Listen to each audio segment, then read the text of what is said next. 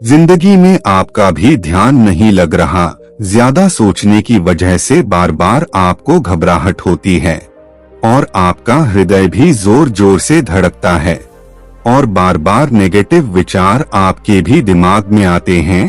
तो इस ज्यादा सोचने वाली बीमारी से बचने के लिए और इस बीमारी को दूर करने के लिए आज हम आपको एक बौद्ध भिक्षु की कहानी के माध्यम से आपकी समस्या का हल बताएंगे।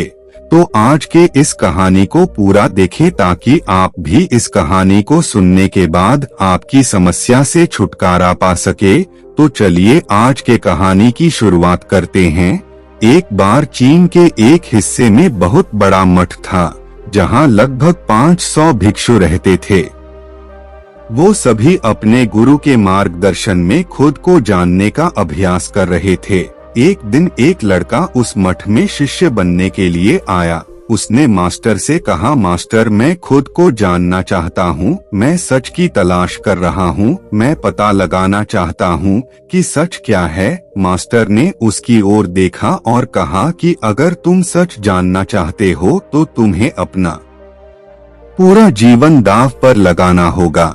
सच को जानने में तुम्हारा पूरा जीवन लग सकता है, फिर भी इस बात की गारंटी नहीं है कि तुम्हें इस जीवन काल में सच का पता लगेगा या नहीं। क्या तुम इसके लिए तैयार हो? शिष्य ने कहा, मास्टर मैं यहाँ पीछे मुड़ने के लिए नहीं आया हूँ, मैं इसके लिए तैयार हूँ। गुरु ने कहा, अगर ऐसा है तुम एक काम करो, इस मठ में 500 भिक्षु है, तुम उनके लिए चावल कूटने का काम करो। बस सुबह से शाम तक चावल कूटने का ही काम करो और जब तुम थक जाओ तो सोने चले जाओ। फिर अगली सुबह उठकर चावल को कूटना शुरू कर दो। इसके अलावा कुछ और मत करना, किसी और चीज के बारे में मत सोचना। बस इस रास्ते पर चलते रहना और दोबारा मेरे पास मत आना। जरूरत पड़ने पर मैं खुद तुम्हारे पास आऊंगा। उस लड़के ने गुरु के आदेश का पालन करते हुए चावल कूटना शुरू कर दिया। उस मठ में 500 शिष्य थे। उन सभी को समय समय पर भोजन की आवश्यकता पड़ती थी, इसीलिए वह बहुत जल्दी उठ जाता था और रात को देर तक चावल कूट रहता था। जब वह थक जाता तो उसी कमरे में सो जाता था जहां वह चावल कूटता। वह किसी से बात नहीं करता था और न ही कोई उससे बात करने के लिए उसके पास आता था। कुछ महीनों तक चावल कूटते हुए उसके मन में पुराने विचार आते रहे, लेकिन उन विचारों को कोई नया विषय नहीं मिला तो वह अपने आप ही मिट गए। धीरे धीरे उसके मन में विचार कम होने लगे। कुछ सालों के बाद तो वह अपना नाम तक ही भूल गया। वह हमेशा चुप रहता और विचार हीन अवस्था में बस चावल कूट रहता। उसने ना तो कभी ध्यान किया था और ना कभी शास्त्र पढ़ा था। मठ के बाकी शिष्य उसे मूर्ख समझते थे।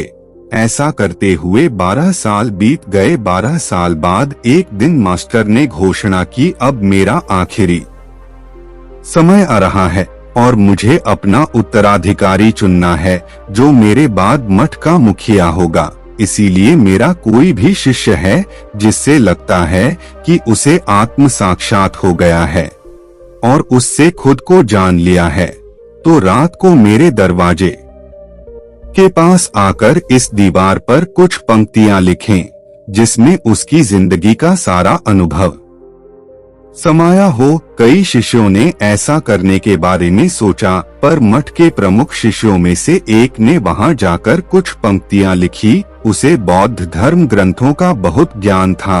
सभी शिष्यों को लगता था कि वह इस मठ का उत्तराधिकारी बन सकता है। उसने लिखा था कि मन एक दर्पण की तरह है जिस पर विचारों और इच्छाओं की धूल जमा हो जाती है। इस धूल को हटाने के लिए ही ध्यान है। जिसकी धूल हट जाती है और मन का दर्पण साफ हो जाता है, वह मोक्ष को प्राप्त कर लेता है। अगली सुबह जब मास्टर उठे और उन्होंने इन पंक्तियों को देखा और उन्होंने कहा कि किस बेवकूफ ने यह सब कचरा मेरी दीवार पर लिखा है। वो शिष्य जिसने यह लिखा था वह चुप रहा, हालांकि उसने जो पंक्तियां लिखी थी वो ज्ञान से भरी थी, लेकिन यह सब किताबी ज्ञान था। वह शिष्य बहुत चालाक था। उसने पंक्तियां लिखी पर उसने नीचे अपने हस्ताक्षर नहीं किए, क्योंकि वह स्वयं इसके बारे में निश्चित नहीं था कि यह सही है या नहीं, क्योंकि उसे आत्म साक्षात्कार नहीं हुआ था। गुरु ने पंक्तियों को पूरी तरह से खारिज कर दिया। यह देखकर सभी हैरान रह गए।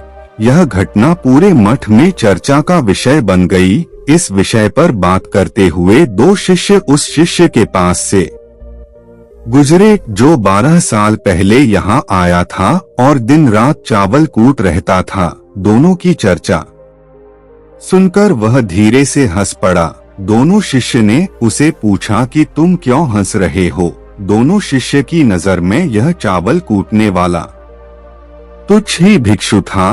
किसी ने उसे ना तो कभी ध्यान करते हुए देखा था, ना ही कभी शास्त्र पढ़ते हुए। हर कोई उसे मूर्ख समझता था जो बस चावल को ही जानता था।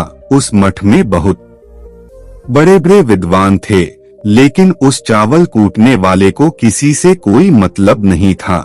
इसीलिए वह दोनों शिष्य उसे मुस्कुराता हुआ देखकर चकित रह गए। उन्होंने फिर उससे पूछा कि तुम क्यों हंस रहे हो? उसने जवाब दिया, मैं इसीलिए हंसा कि मास्टर सही बोल रहे हैं। यह सब पंक्तियां कचरा है, इन पंक्तियों का कोई मूल्य नहीं है।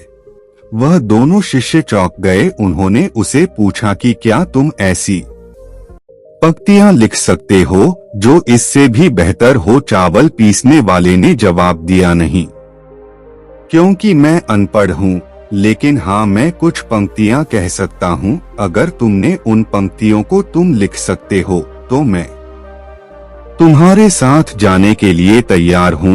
उन दोनों शिष्यों ने कहा, ठीक है। वे मास्टर के कमरे के पास गए और चावल कूटने वाले ने कुछ पंक्तियां बोली और दूसरे शिष्य ने उस दीवार पर लिख दिया और उन पंक्तियों के नीचे लिख दिया कि चावल कूटने वाला। उन्हें लगा कि मास्टर इस पर भी गुस्सा करेंगे। जो पंक्तियों उसने लिखने के लिए कहा था बहुत अद्भुत थी, और वो पंक्तियां थी, मन तो बस एक का भ्रम है, ना तो मन है ना ही मन का कोई दर्पण है, और जब मन ही नहीं है तो धूल कहाँ ठहरेगी। जो ये जानता है वो सच को जान गया। जब गुरु ने ये पंक्तियां देखी तो वे आधी रात को उठे और चावल कूटने वाले के पास गए। वह सो रहा था। मास्टर ने उसे जगाया और कहा कि ये लो मेरी छड़ी और मेरे वस्त्र ले लो, आज से तुम मेरे उत्तराधिकारी हो, लेकिन इस मठ को छोड़कर कहीं दूर चले जाओ, क्योंकि इस मठ में बहुत सारे विद्वान हैं जो खुद को तुमसे ज्यादा श्रेष्ठ मानते हैं और वो तुम्हें मार देंगे। वो इस बात को बर्दाश्त नहीं कर सकते कि एक साधारण सा चावल कूटने वाला उनसे ज्यादा विद्वान निकला। तुम्हें वह सारा ज्ञान हो गया है जो मुझे है। तुम्हें यह सारा ज्ञान चावल कूटते कूटते हुआ है, और मुझे पता है कि तुम जहाँ भी जाओगे लोग तुम्हारे पास आने लगेंगे, क्योंकि जब कोई फूल खिलता है तो उसकी महक हर तरफ फैलने लगती है। उसने अपने गुरु के पैर छुए और रात को ही वहां से चला गया। अगर हम अपनी जिंदगी में देखें तो पाएंगे बहुत से लोग सोचते हैं कि ध्यान केवल एक ही जगह बैठकर आंखें बंद कर ही किया जा सकता है, लेकिन हकीकत में ऐसा नहीं है। ध्यान तो चलते चलते भी किया जा सकता है, अपना कुछ काम करते हुए भी ध्यान किया जा सकता है। असल में ध्यान का मतलब यह है कि आप जो भी काम कर रहे हैं उसे अपनी शिद्दत से करें कि आपको आपके शरीर का ख्याल भी ना रहे, बिल्कुल उस चावल पीसने वाले की तरह जो चावल कूटने में इतना मग्न हो गया कि उसको खुद का कोई ख्याल ही नहीं रहा। उसने चावल कूटते हुए ही उसने आत्म साक्षात्कार प्राप्त कर लिया। हर समय वर्तमान में रहना और कुछ नहीं सोचना मन तब तक ही है जब तक विचार है, जब विचार ही नहीं रहेंगे तो मन भी गायब हो जाएगा। जब मन ही नहीं रहेगा तभी तुम अपने आप को अच्छे से जान पाओगे। असल में हमें अपने वास्तविक रूप को जानने के लिए कोई अन्य साधना करने की आवश्यकता नहीं है। हम जो कुछ भी कर रहे हैं बस उसमें हमें पूरी तरह से खो जाने की जरूरत है। अपने काम में इस कदर से लीन हो जाओ कि आपका काम भी ध्यान बन जाए। ज्यादा सोचने वाले लोगों के लिए दूसरी रहस्यमयी कहानी अब हम आपको बताएंगे। तो चलिए कहानी की शुरुआत करते हैं।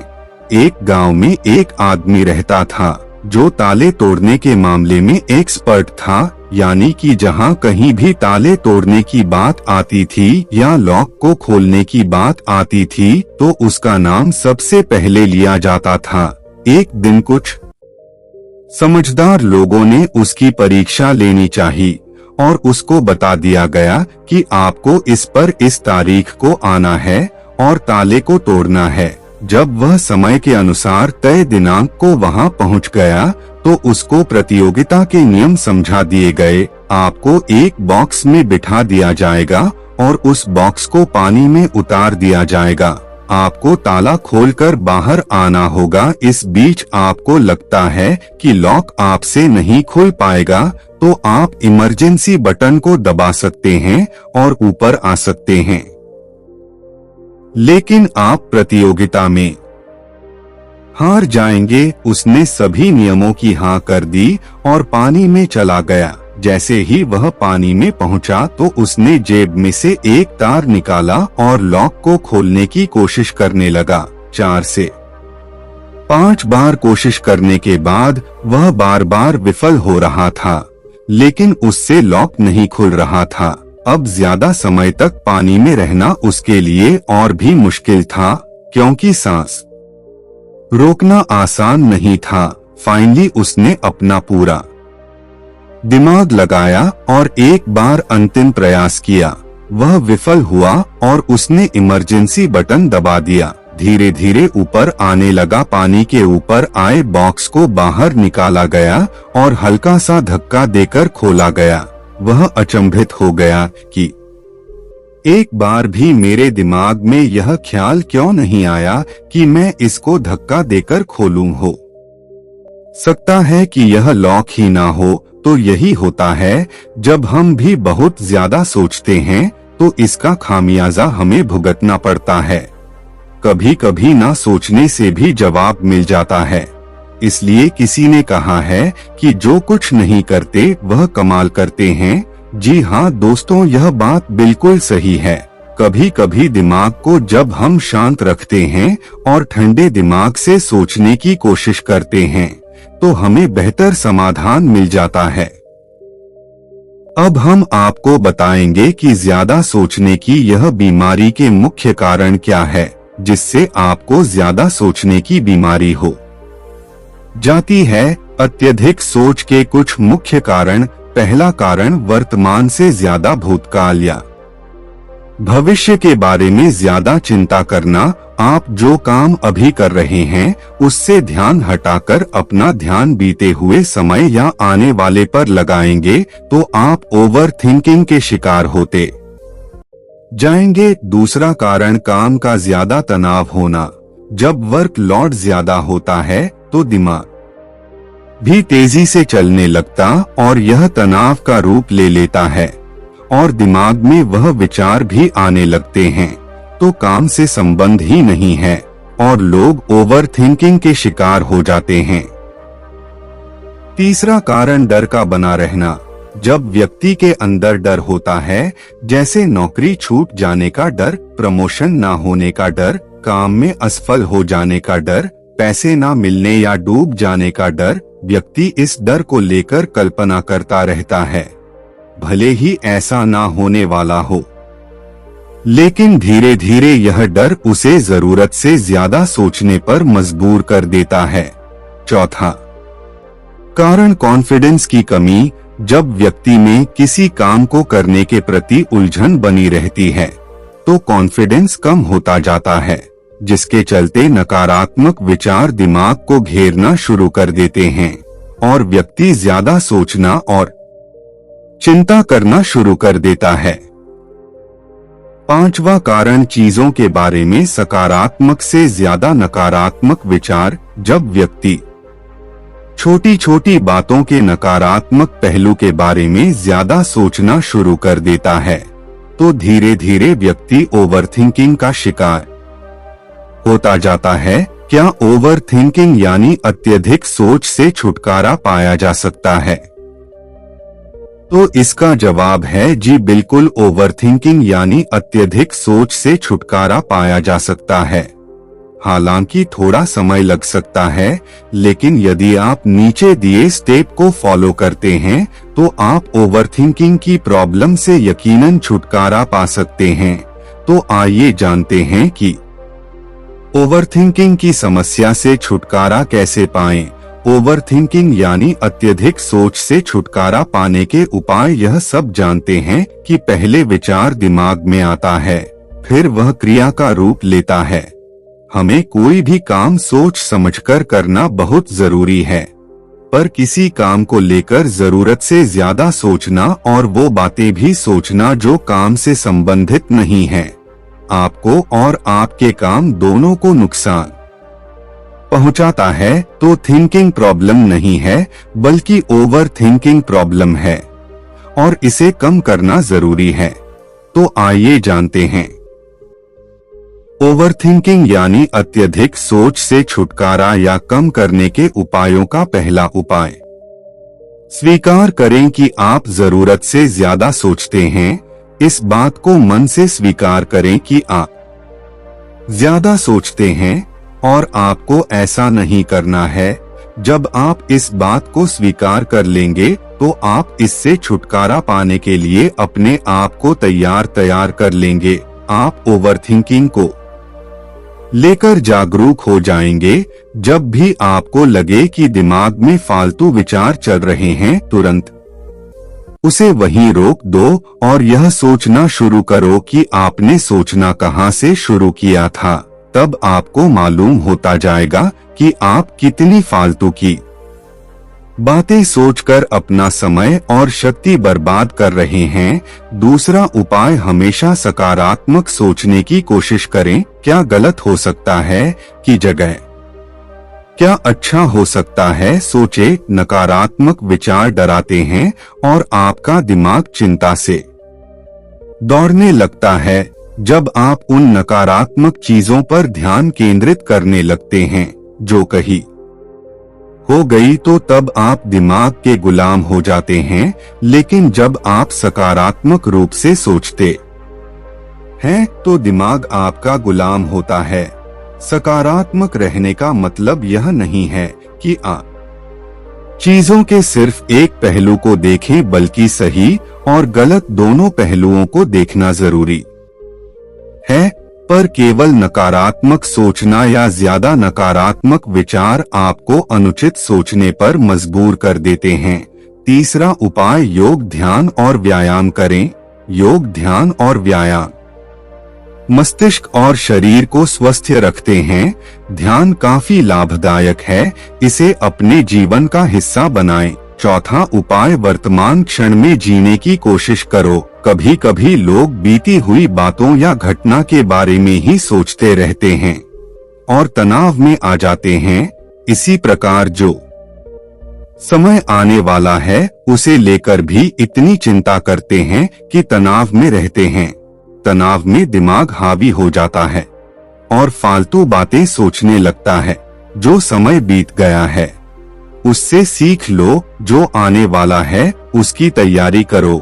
लेकिन यह आप तभी कर सकते हैं जब आप वर्तमान में रहे। इसलिए आप जो अभी कर रहे हैं तो पूरा ध्यान उसी पर लगाओ। पांचवा उपाय, जो बात आपको परेशान कर रही है उसे लिख लें। आपके सोचने के तरीके और आपके महसूस करने के तरीके के बीच एक मजबूत संबंध है। आपके सोचने का तरीका आपकी भावनात्मक स्थिति को प्रभावित करता है और आपकी भावनात्मक स्थिति आपके सोचने के तरीके को प्रभावित करती है। तो जो बात आपको परेशान कर रही है उसे लिख ले। अब उस बात के बारे में यह लिखे कि यह आपको क्यों परेशान कर रही है। अब अपने आप से प्रश्न करें कि क्या इस समस्या का हल परेशान रहना है। यदि नहीं तो उसका हल ढूंढे, और यही इसका कोई हल नहीं है तो परेशान रहने और सोचते रहने से क्या होगा। जब धीरे धीरे आप ऐसे करेंगे तो इस चीज की आपको आदत पड़ती जाएगी और आप अनावश्यक सोचना बंद कर देंगे। छठा उपाय, अपनी भावनाओं का नियंत्रण रखो। भावनाओं पर नियंत्रण रखने का मतलब यह बिल्कुल भी नहीं है कि आप अपनी भावनाओं को दबाएं, लेकिन आपको अपनी भावनाओं पर नियंत्रण रखना होगा। जब आप अपनी भावनाओं पर नियंत्रण रखते हैं तो हकीकत को देख पाते हैं। अनियंत्रित भावनाएं दिमागी विचारों को बेफजूल गति प्रदान करती हैं। सातवां उपाय, चिंता नहीं चिंतन करें। चिंता ओवर थिंकिंग को जन्म देती है और चिंतन क्रिएटिविटी को जन्म देता है। फालतू सोचने की जगह कोई कहानी, कोई लेख, कविता या कुछ रचनात्मक सोचे। आठवां उपाय, अपने पसंद की चीजें करें। जब भी आप फ्री हो तो कोई भी ऐसा काम करो जिसे करना आपको अच्छा लगता हो। किताबें पढ़े, गाने सुने, गाने गाएं, घूमने जाएं। यदि आपके घर में बच्चे हैं तो बच्चों के साथ खेलें, अपने दोस्तों से साथ समय व्यतीत करें। नौवां उपाय, अपना सर्वश्रेष्ठ स्वीकार करें। जब आप ज्यादा सोचते हैं तो ना चाहते हुए भी आप नकारात्मक बातें सोचते हैं और अपने आप को औरों से कम आंकने लगते हैं। याद रखें, कोई भी परफेक्ट नहीं होता। जो आप हैं, आप जैसा कोई नहीं है। लोग क्या कहते हैं इस पर ध्यान देने की बजाय अपना सर्वश्रेष्ठ स्वीकार करें। अपने ज्ञान को बढ़ाते रहे और पॉजिटिव रहे। 10वां उपाय, मन को शांत रखें। आधुनिक जिंदगी भागदौड़ और तनाव भरी है। अधिकतर लोगों के साथ तनाव में बने रहना इतना सामान्य हो जाता है कि उन्हें इस बात का पता ही नहीं चलता कि धीरे धीरे तनाव उनके मानसिक और शारीरिक स्वास्थ्य पर बुरा प्रभाव डाल रहा है। जब मन अशांत होता है तब नकारात्मक और बेफिजूल के विचार हमारे दिमाग में घर करने लगते हैं। यदि आप ओवरथिंकिंग से छुटकारा पाना चाहते हैं तो अपने मन को शांत रखें। आपके सोच को बदल देने वाली 3 कहानियां अभी हम आपके सामने प्रस्तुत कर रहे हैं, तो इसे ध्यान से सुने, यह आपकी जिंदगी बदल देगी। पहली कहानी, चमकीले नीले पत्थर की कीमत। एक शहर में बहुत ही ज्ञानी प्रतापी साधु महाराज आए हुए थे। बहुत से दीन दुखी परेशान लोग उनके पास उनकी कृपा दृष्टि पाने हेतु आने लगे। ऐसा ही एक दिन दुखी गरीब आदमी उनके पास आया और साधु महाराज से बोला, महाराज मैं बहुत ही गरीब हूँ, मेरे ऊपर कर्जा भी है, मैं बहुत ही परेशान हूँ, मुझ पर कुछ उपकार करें। साधु महाराज ने उसको एक चमकीला नीले रंग का पत्थर दिया और कहा कि यह कीमती पत्थर है, जाओ जितनी कीमत लगवा सको लगवा लो। वह आदमी वहाँ से चला गया और उसे बचने के इरादे से अपनी जान पहचान वाले एक फल विक्रेता के पास गया और उस पत्थर को दिखाकर उसकी कीमत जाननी चाहिए। फल विक्रेता बोला, मुझे लगता है यह नीला शीशा है, महात्मा ने तुम्हें ऐसे ही दे दिया है। हाँ, यह सुंदर और चमकदार दिखता है, तुम मुझे दे दो, इसके मैं तुम्हें 1000 रुपए दे दूंगा। वह आदमी निराश होकर अपने एक अन्य जान पहचान वाले के पास गया जो कि एक बर्तनों का व्यापारी था। उनसे उस व्यापारी को भी वह पत्थर दिखाया और उसे बेचने के लिए उसकी कीमत जाननी चाहिए। बर्तनों का व्यापारी बोला, यह पत्थर कोई विशेष रत्न है, मैं इसके तुम्हें 100 दे दूंगा। वह आदमी सोचने लगा कि इसकी कीमत और भी अधिक होगी और यह सोच वो वहां से चला आया। उस आदमी ने इस पत्थर को अब एक सुनार को दिखाया। सुनार ने उस पत्थर को ध्यान से देखा और बोला, यह काफी कीमती है, इसके मैं तुम्हें 1,00,000 रुपए दे दूंगा। वो आदमी अब समझ गया था कि यह बहुत अमूल्य है। उसने सोचा, क्यों ना मैं इसे हीरे के व्यापारी को दिखाऊं। यह सोच वो शहर के सबसे बड़े हीरे के व्यापारी के पास गया। उस हीरे के व्यापारी ने जब वो पत्थर देखा तो देखता रह गया। चौंक वाले भाव उसके चेहरे पर दिखने लगे। उसने उस पत्थर को माथे से लगाया और पूछा, तुम यह कहाँ से लाए हो? यह तो अमूल्य है। यदि मैं अपनी पूरी संपत्ति बेच दूं तो भी इसकी कीमत नहीं चुका सकता। तो इस कहानी से हमें यह सीख मिलती है, हम अपने आप को कैसे आंख हैं, क्या हम वह हैं जो राय दूसरे हमारे बारे में बनाते हैं? आपकी लाइफ अमूल्य है। आपके जीवन का कोई मोल नहीं लगा सकता। आप वह कर सकते हैं जो आप अपने बारे में सोचते हैं। कभी भी दूसरों के नेगेटिव कमेंट से अपने आप को कम मत समझिए। दूसरी कहानी मेंढक की टोली है।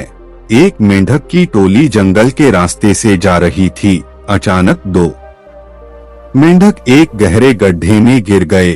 जब दूसरे मेंढक ने देखा कि गड्ढा बहुत गहरा है तो ऊपर से सभी मेंढक चिल्लाने लगे, तुम दोनों इस गड्ढे से नहीं निकल सकते, गड्ढा बहुत गहरा है, तुम दोनों इसमें से निकलने की उम्मीद छोड़ दो। उन दोनों मेंढक ने शायद ऊपर खड़े मेंढक की बात नहीं सुनी और गड्ढे से निकलने के लिए लगातार वह उछलते रहे।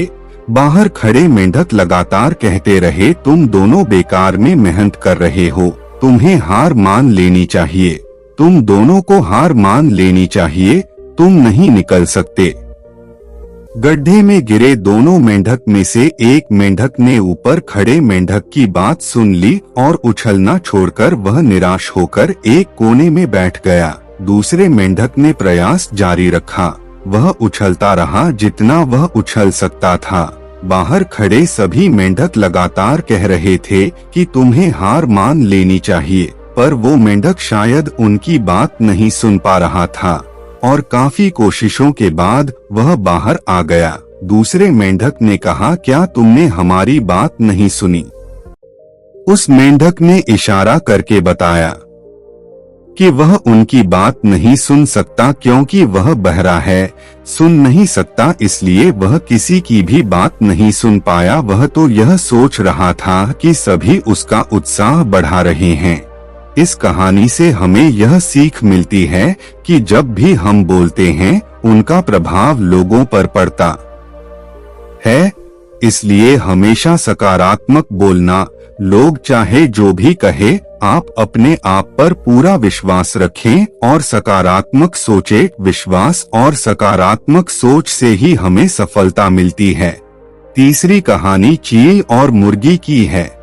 एक जंगल में बरगद का पेड़ था। उस पेड़ के ऊपर एक चील घोंसला बनाकर रहती थी। जहां उसने अंडे दे रखे थे, उसी पेड़ा के नीचे एक जंगली मुर्गी ने भी अंडे दे रखे थे। एक दिन उस चील के अंडों में से एक एक अंडा नीचे गिरा और मुर्गी के अंडों में जाकर मिल गया। समय बीता, अंडा फूटा और चील का बच्चा उस अंडे से निकला और वह यह सोचते बड़ा हुआ कि वह एक मुर्गी है। वो मुर्गी के बाकी बच्चों के साथ बड़ा हुआ। वह उन्हीं कामों को करता जिन्हें एक मुर्गी करती है।